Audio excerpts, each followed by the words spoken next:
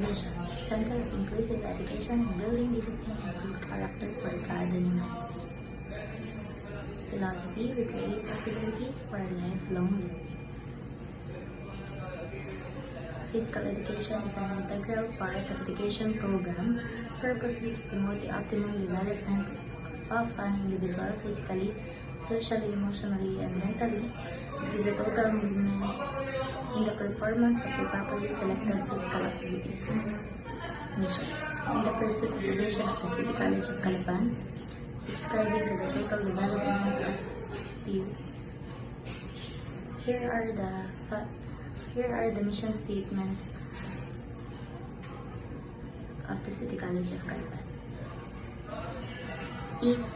To provide training and experiences in the sciences and professions. So, sinasabi po dito na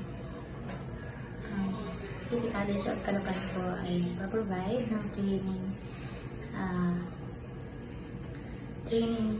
bago po isabak ang mga estudyante kapag nasa field na po sila. Like, is future educator, bago po kami mag-ST or maging teacher, meron po kami every time na ginagawa. Kapag po may mga activities kami, meron po kami reporting or demo, at saka po student teaching nga po.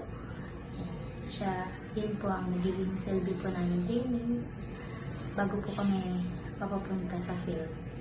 Yun lang po. Thank you.